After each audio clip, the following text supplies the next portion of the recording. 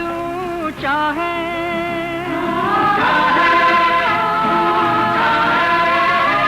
और दूर बहुत है तारे,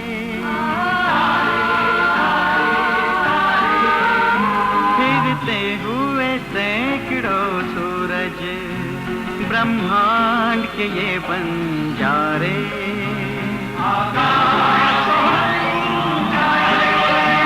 सदियों के भंवर बहते हैं, अनगिनत है समय के धारे, और नीला सा एक मोती कहते हैं जमी हम सारे।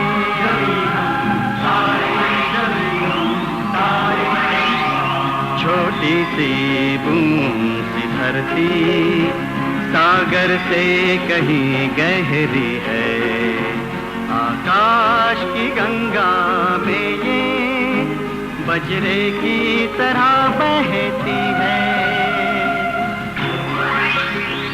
आकाश बहुत ऊंचा है,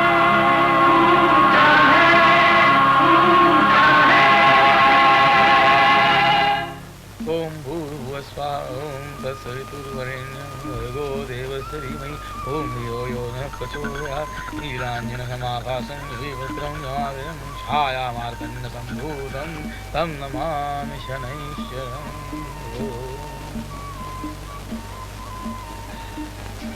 सुशीला, सुशीला, मेरा कुर्ता निकाल के रखना, यजमान के घर जल्दी जाना है ना। सुशीला, मेरा कुर्ता कहाँ है? ये क्या यहाँ पड़ा है?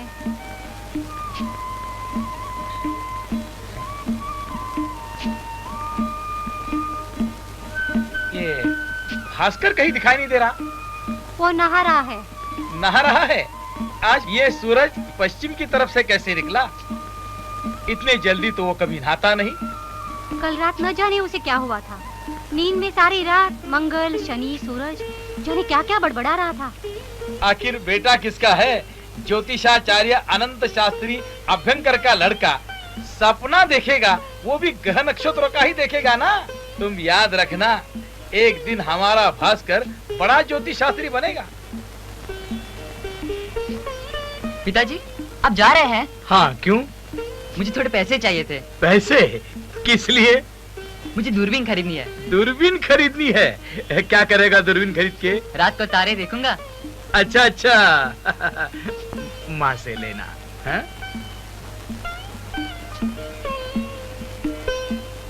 वो कल रात तुम मंगल शनि सूरज क्या बड़बड़ा रहे थे?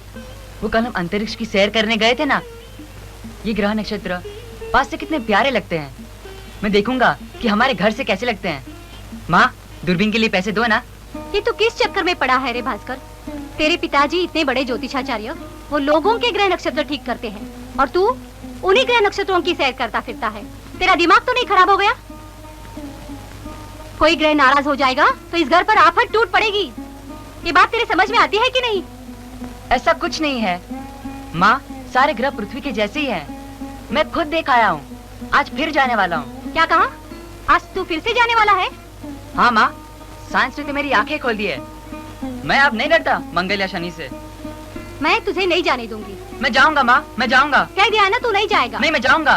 तू ऐसे नहीं मानेगा। मैं जाऊंगा माँ। चल, देखती हूँ तू कैसे जाएगा। मुझे जाने दो माँ।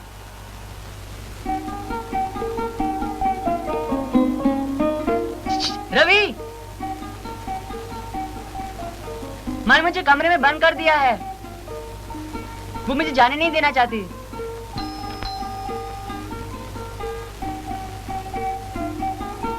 आंटी, भास्कर है? हाँ है, मगर वो तुम्हारे साथ नहीं आएगा।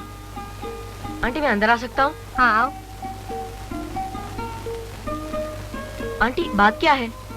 उसके पिताजी को उसका ग्रह नक्षत्रों के दर्शन करना पसंद नहीं है। आपसे ये किसने कहा आंटी कि हम ग्रह नक्षत्रों के दर्शन करते हैं? वो कोई असली ग्रह नक्षत्र थोड़ी है। वो तो ऐसे ही, जैसे हम सांप सीढ़ी खेलते हो, उसमें असली सांप सीढ़ियाँ कहाँ होती है? वो सब तो नकली है आंटी, सिर्फ हमारी जानकारी बढ़ाने के लिए। ज्ञान तो अच्छी चीज है ना आंटी?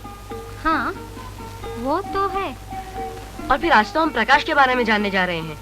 वो एक श्लोक भी है ना, तमसो माँ ज्योतिर्गमय। तू सच कह रहा है? हाँ आंटी, एकदम सच। तो ले जाऊं भास्कर को?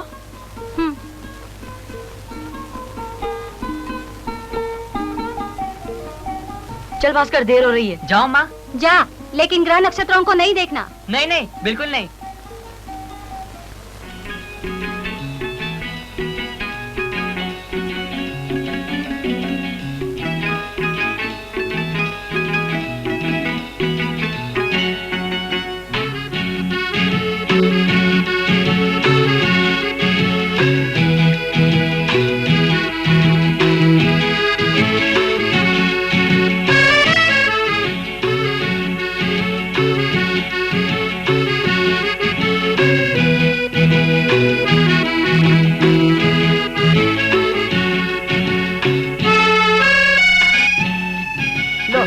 आ गई TIFR।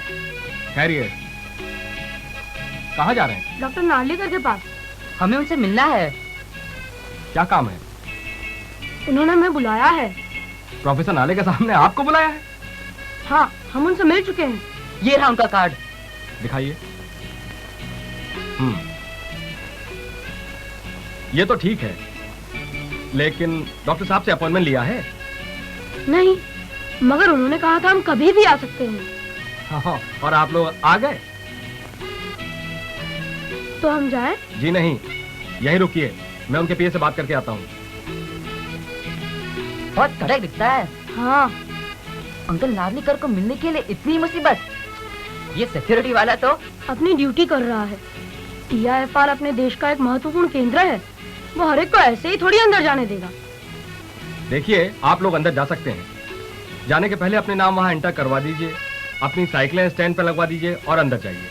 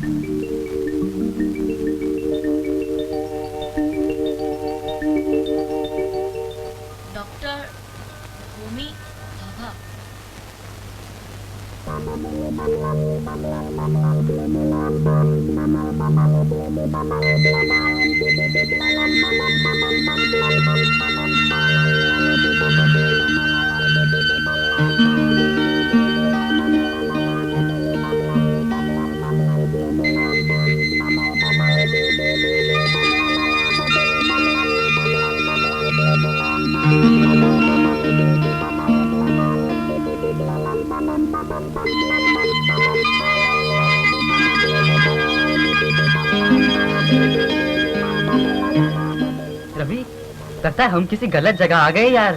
ये तो म्यूजियम लग रहा है। वो उधर, वहाँ चलकर पता करते हैं। चल। Excuse me. यस। हमें डॉक्टर नार्लिकर से मिलना है। आपको प्रोफेसर नालेकर साहब को मिलने का? ऊपर जाकर A ब्लॉक में सेकंड फ्लोर पे बाएं हाथ में लास्ट का कमरा। Thank you. जाइए।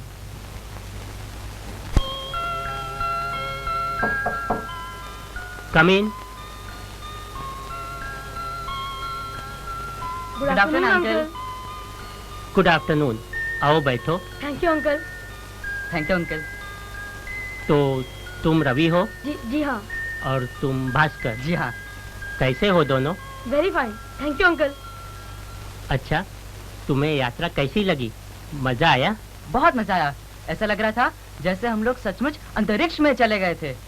अच्छा, तो स्पेस पवेलियन के भीतर तुम लोगों को डर तो नहीं लगा? नहीं, बिल्कुल नहीं अंकल, बहुत अच्छा लगा। और इसीलिए तो हम आपको थैंक्स देने आए हैं, है ना भास्कर? हाँ हाँ हाँ हाँ हाँ हाँ uncle. Very nice of you. अच्छा जरा इनसे मिलो, ये है मिस्टर मीर, यह रिसर्च स्कॉलर हैं। Hello uncle. हेलो। हेलो, कैसा लगा अंतरिक्ष का नजारा? बहुत अच्छा था, परंतु रह रह के मन में एक प्रश्न उठता रहा। कैसा प्रश्न? पृथ्वी से दूर इन सारे ग्रहों, तारों और आकाशगंगाओं का पता हमें कैसे लगा, जबकि हम वहाँ पहुँचे भी नहीं? भाई यह जरूरी नहीं कि हर जगह पहुंचकर ही उसका पता लगाया जाए। मैं समझा नहीं। तुमने कभी सुरंग के भीतर से यात्रा की है? सुरंग? टनल की है अंकल। कल्पना करो कि तुम एक सुरंग के आगे खड़े हो, अंदर घोर अंधेरा है, फिर भी तुम्हें बाहर दूसरी ओर का रास्ता साफ दिखाई देता है। ऐसा क्यों? क्योंकि उस पार रोशनी होती है। इसका मतलब यह हुआ कि अंधेरे में रोशनी ने या प्रकाश ने तुम्हें रास्ता दिखाया। जी हाँ। ठीक इसी तरह इस ब्रह्मांड के विशाल अंधकार में प्रकाश ही एक ऐसा स्रोत है जो हमें तमाम ग्रहों और नक्षत्रों का पता देता है। परंतु अंकल, प्रकाश इतनी दूर से चलकर हम तक कैसे पहुंचता है? वो रास्ते में बिखर भी सकता है या फिर किसी ग्रह या नक्षत्र से टकराकर वापस भी लौट सकता है। और जब हम टॉर्च जलाते हैं तो प्रकाशन दीवारों को ही पार नहीं कर सकता, तो भला इतनी दूर से यहाँ कैसे आता है? मुझे तो विश्वास ही नहीं होता। तुम दोनों के सवालों में दम है। चाहता तो यह हूँ कि खुद तुम्हें समझाऊं, लेकिन सर, अगर आप कहें तो इन दोनों को ले जाकर कोई जानकारी दे दूं। अच्छा, तुम दोनों मीर अंकल के साथ जाओ, मैं बाद में तुम्हें वहां मिलूंगा। Thank you uncle. चलिए।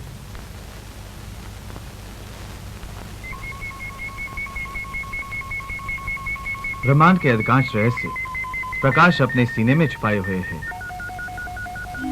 कैसे रहस्य? यही तो बताना है। हमारे सारे ज्ञान का आधार है ये छोटा सा कांच का टुकड़ा, ये प्रिज्म। तो क्या इसमें छुपे हुए रहस्य हम देख सकते हैं? क्यों नहीं? तुम लोगों की तरह सन 1666 में इस महान वैज्ञानिक न्यूटन को भी प्रकाश के रहस्यों को जानने की इच्छा हुई। रवि, जरा पढ़ो तो न्यूटन ने स्वयं क्या लिखा है। In the year 1666, I procured me. प्रकाश के अंदर कौन कौन से रंग छिपे हैं, इस रहस्य को जानने के लिए मैंने कांच के तिकोने आकार का एक प्रिज्म लिया और अंधकार में उसमें से प्रकाश की केवल एक किरण को गुजरने दिया। और फिर ये क्या, प्रिज्म से निकलकर प्रकाश जब सामने दीवार पर गिरा तो वह अनेक रंगों की छटाओं में बिखर चुका था। मेरी आंखों के सामने रंगों का एक खूबसूरत मंजर था।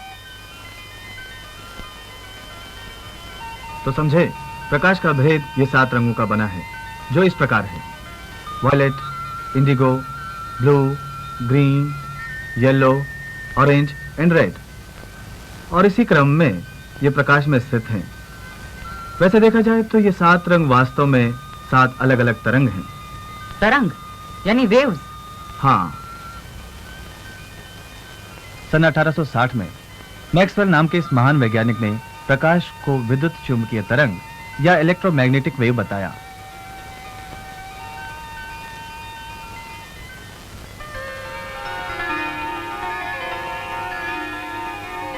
जिस प्रकार पानी की लहरों पर एक पत्ती हिचकोले खाती है, ठीक उसी प्रकार प्रकाश की किरणों में 7 रंगों की इलेक्ट्रिकल और मैग्नेटिक फील्ड की तीव्रता भी ऊंची नीची होती है।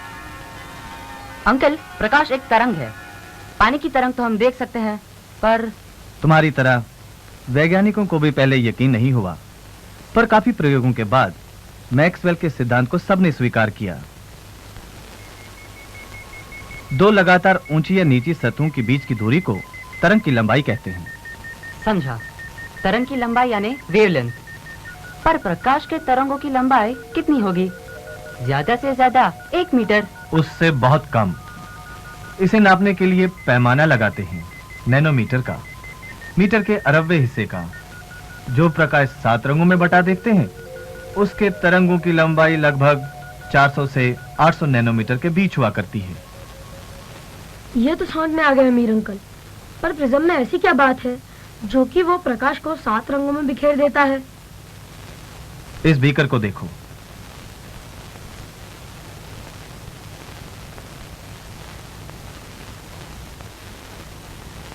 पेंसिल कैसी दिखाई दे रही है? मुड़ी हुई। क्यों? मालूम नहीं, मगर आसान सी बात है। प्रकाश की किरण हवा में हमेशा एक ही रफ्तार से चलती है, पर वही किरण जब किसी घने माध्यम जैसे पानी में अगर प्रवेश करेगी तो उसकी रफ्तार कम हो जाएगी और फिर पानी के बाहर आते ही वो किरण मुड़ जाती है, जिसके कारण पेंसिल मुड़ी हुई दिखाई देती है। मगर हम तो प्रिज्म के बारे में जानना चाहते हैं कि वो प्रकाश को 7 रंगों में क्यों बिखेर देता है। अरे तू तो बुद्धू का बुद्धू ही रहेगा। मतलब सीधी सी बात है, पानी की तरह प्रिज्म भी घना माध्यम है और जब हवा से प्रकाश की किरण प्रवेश करेगी तो उसकी गति कम हो जाएगी और प्रिज्म से बाहर निकलते समय वो मुड़ जाएगी और हाँ और बोलो। शाबाश, वही प्रिज्म प्रकाश को 7 रंगों में बिखेर देता है। अंकल, ये रंग अलग अलग दिशा में क्यों मुड़ते हैं? जैसा कि मैंने पहले ही बताया, प्रकाश के 7 रंग वास्तव में तरंग हैं। जिस तरंग की लंबाई कम होती है वो प्रिज्म से बाहर आने पर ज्यादा मुड़ती है और जिसकी लंबाई ज्यादा होती है वो कम मुड़ती है। तो इस चित्र से हम बता सकते हैं कि लाल तरंगों की लंबाई सबसे अधिक और बैंगनी तरंगों की सबसे कम।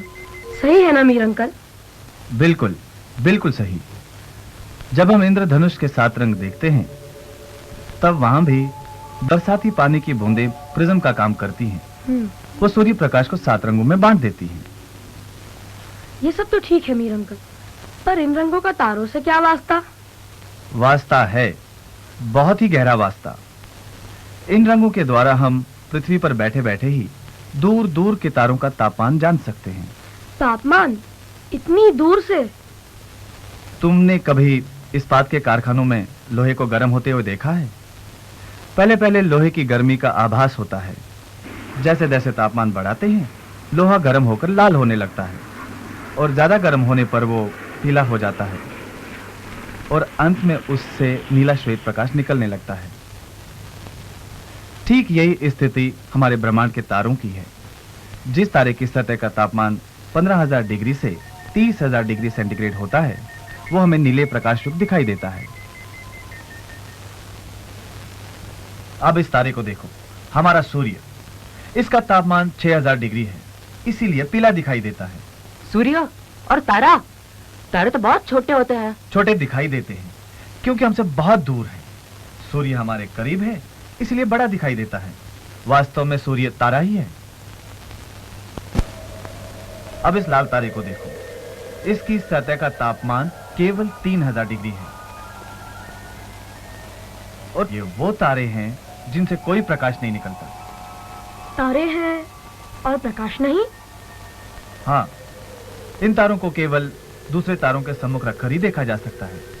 ये ब्रह्मांड के वो तारे हैं जो बूढ़े हो चुके हैं, अपनी पूरी शक्ति से ब्रह्मांड में प्रकाश फैलाकर जल चुके हैं। इसका अर्थ ये हुआ कि हमारा सूर्य भी धीरे धीरे जलकर खत्म हो जाएगा। ठीक सोचा तुमने, परंतु उसे करोड़ों वर्ष लगेंगे।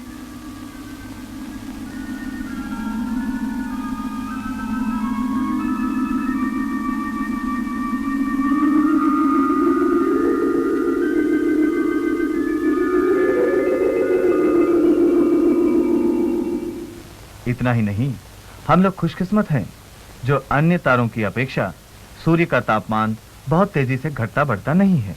वरना पृथ्वी कभी गर्म हो जाती तो कभी एकदम ठंडी और उस हालत में जनजीवन समाप्त हो जाता या फिर होता ही नहीं। ये तो कमाल की बात है। वैज्ञानिक प्रिज्म द्वारा बटे रंगों से तारों का तापमान नाप सकते हैं।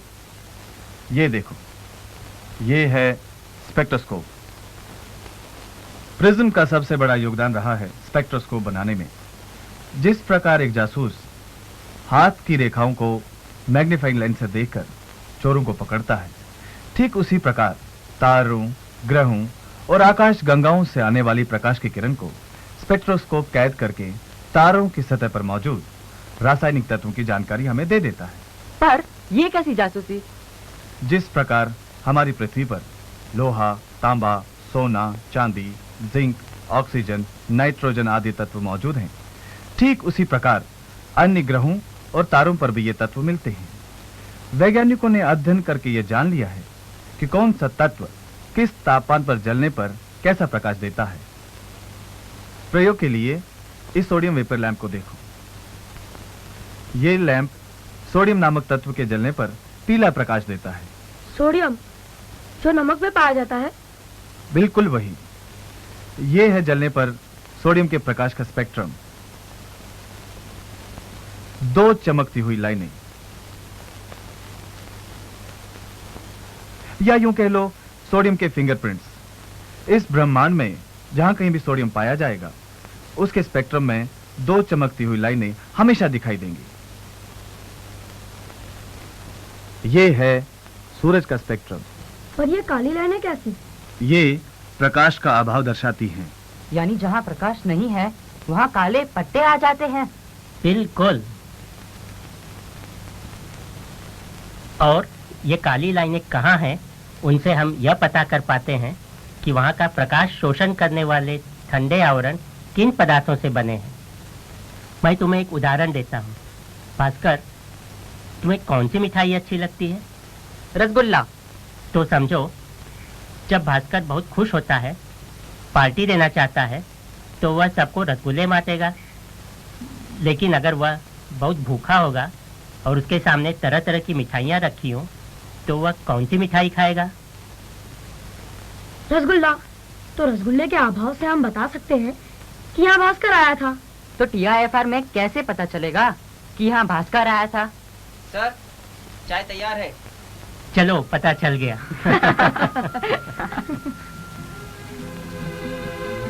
रवि और भास्कर, अब पेट तो शांत हो गया। हाँ। अब ये बताओ, आज अंतरिक्ष संबंधी तुम दोनों ने जो कुछ भी देखा और सुना, उसे भूल तो नहीं जाओगे? नहीं अंकल। मीर अंकल ने बहुत अच्छी तरह से समझाया।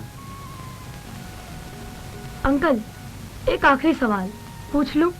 क्यों नहीं, बाय ऑल मीन्स। सूरज की रोशनी हमारी आंखों को चकाचौंध कर देती है, क्योंकि वो हमारे नजदीक का तारा है।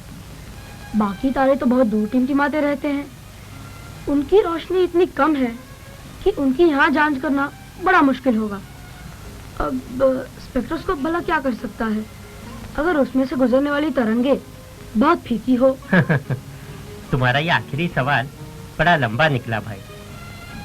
तारों का प्रकाश हमारी आंखों को फीका भले ही लगे, पर हमारे पास स्पेक्ट्रोस्कोप का बड़ा भाई टेलीस्कोप जो है। टेलीस्कोप? उसमें से हम क्या देख पाएंगे? बहुत कुछ, लेकिन वो तो एक लंबी कहानी है जो आज नहीं, फिर कभी।